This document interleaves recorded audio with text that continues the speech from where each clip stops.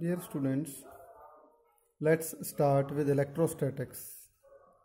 +2 physics में first unit है electrostatics और उसका फर्स्ट लेसन है electric charge.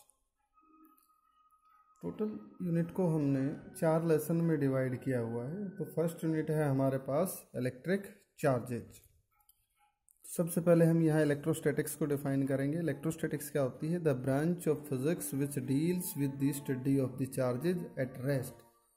Electrostatics, charge at rest, simple meaning यही है इसका कि फिजिक्स की वो ब्रांच जिसमें हम चार्ज रेस्ट पे जब भी होता है उसके साथ क्या क्या प्रॉपर्टीज़ हैं, जैसे कि इलेक्ट्रिक फील्ड है, इलेक्ट्रिक पोटेंशियल है और कैपेसिटेंस है, इस तरह की जो प्रॉपर्टीज़ होती हैं उनको हम स्टडी करते हैं। तो वो ब्रांच कौन सी होती है हमारे पास? इलेक्ट्रोस्टैटिक्स।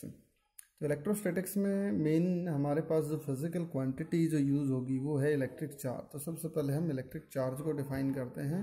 इलेक्ट्रिक चार्ज क्या होगी? The basic property of a material due to which its electrostatic force can be experienced by the other objects. Charge, electrical charge एक बेसिक प्रॉपर्टी होती है किसी भी मटेरियल की जिसके कारण इसका इलेक्ट्रिक फोर्स एक्सपीरियंस किया जा सकता है। प्रॉपर्टीज हैं चार्ज की, कुछ प्रॉपर्टीज जैसे फर्स्ट है चार्ज। ये प्रॉपर्टीज आप लोअर क्लासेज में भी पढ़ चुके हो, जैसे 10th में भी। एक बार फिर रिपीट कर रहे हैं। There are 2 types of charge.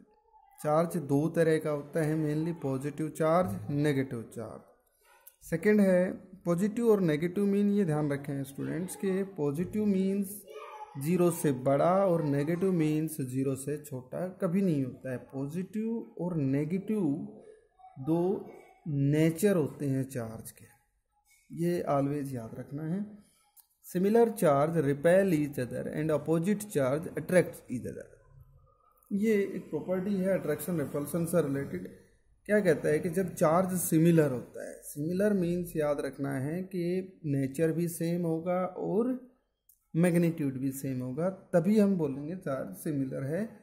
और सिमिलर चार्ज ऑलवेज रिपेल करता है। रिपेल का मतलब आपस में दूर हटाता है। और opposite charge attracts each other. Opposite charge attract करते हैं एक दूसरे को।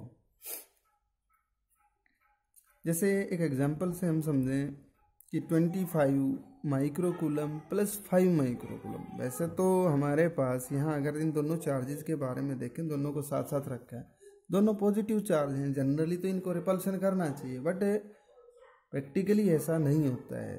क्या होगा? क्योंकि इनके ऊपर नेचर तो सेम है चार्जेज का, बट यहाँ पे अगर हम देखें मैग्नीट्यूड सेम नहीं है, तो रिपल्सन इज नॉट पॉसिबल। तो इस केस में प्रैक्टिकली सबसे पहले क्या होगा, ये 25 माइक्रोकूलम का चार्ज जो है 5 माइक्रोकूलम के चार्ज को अट्रैक्ट करेगा और फिर चार्ज जो है हायर से लोअर की तरफ ट्रांसफ़र होगा। कब तक ट्रांसफ़र होगा? जब तक दोनों बॉडीज़ के ऊपर इक्वल चार्ज नहीं हो जाता। जब चार्ज इक्वल हो जाएगा उसके बाद इन दोनों बॉडीज़ के बीच रिपल्सन स्टार्ट होगी। तो इसीलिए देखो रिपल्सन ऑलवेज सिमिलर चार्ज के बीच ही होगी। यहाँ हम देख रहे हैं कि अट्रैक्शन जो है वो सिमिलर सेम नेचर के चार्जेज के बीच भी पॉसिबल है। इसलिए repulsion is the surest test for the electrification. Repulsion electrification के लिए श्योरेस्ट टेस्ट होता है। Quantisation of charge, next property, important property है और इसका HBSC में क्वेश्चन भी पूछा जाता है इस प्रॉपर्टी से रिलेटेड। ये तो डेफिनेशन पूछी जाएगी या फिर इससे रिलेटेड ऑप्शन टाइप एक क्वेश्चन पूछा जाता है। अब देखिए क्या है क्वांटाइजेशन। क्वांटाइजेशन ऑफ चार्ज हम कई तरह के रूल फिजिक्स में पढ़ते हैं, जैसे कि यहाँ एक क्वांटाइजेशन ऑफ चार्ज है। बोहर का quantization rule atomic angular momentum पे भी दिया गया है। तो क्वांटाइजेशन मीन्स क्या होता है वो समझें।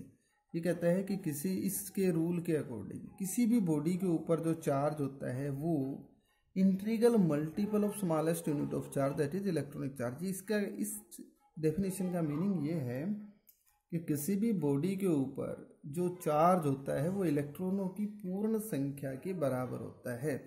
इलेक्ट्रॉन्स पूरे होंगे काउंटिंग में, ये नहीं है कि हाफ इलेक्ट्रॉन होगा या 1.5 इलेक्ट्रॉन होगा या 3/4 इलेक्ट्रॉन होगा। इलेक्ट्रॉन्स की पूर्ण संख्या के चार्ज के बराबर होगा। Mathematically charge Q on a body is +- n × E। we have charge on body and number of electron and charge on an electron E, और E की वैल्यू होती है 1.6 इंटू 10⁻⁻19 कूलम। उसके बाद नेक्स्ट प्रॉपर्टी है हमारे पास charge is additive nature. Charge nature में एडिटिव है। एडिटिव मीन्स क्या होता है, जैसे किसी बॉडी को मैंने 5+ माइक्रोकूलम का चार्ज दिया, फिर -2 माइक्रोकूलम +3 माइक्रोकूलम दिया, टोटल चार्ज इस बॉडी पे क्या होगा, एल्जेब्रिक सम होगा, दैट इज 6 माइक्रोकूलम। फिर नेक्स्ट है कंजर्वेशन ऑफ चार्ज। ये प्रॉपर्टी कहती है कि charge neither be created nor be destroyed but can be converted one form to another form. कहने का मतलब क्या है कि आइसोलेटेड सिस्टम के अंदर चार्ज इज कंजर्व्ड। चार्ज को ना ही बढ़ा सकते हैं ना ही ख़त्म कर सकते हैं, बट आइसोलेटेड के लिए ये यूनिवर्सल लॉ नहीं है। अगर हाँ यूनिवर्स को हम एक आइसोलेटेड सिस्टम मानते हैं तो ये लॉ वैलिड होता है यूनिवर्सल लॉ की तरह। फिर चार्ज अगर रेस्ट पे है तो इलेक्ट्रोस्टैटिक्स, जिसके पास प्रॉपर्टी इलेक्ट्रिक फील्ड की। चार्ज अगर मोशन में होता है तो हमारे पास आता है इलेक्ट्रिक करंट जनरेट होता है। करंट मूविंग चार्ज जो है electric field as well as magnetic field का सोर्स होता है। और चार्ज जब एक्सेलरेटेड हो,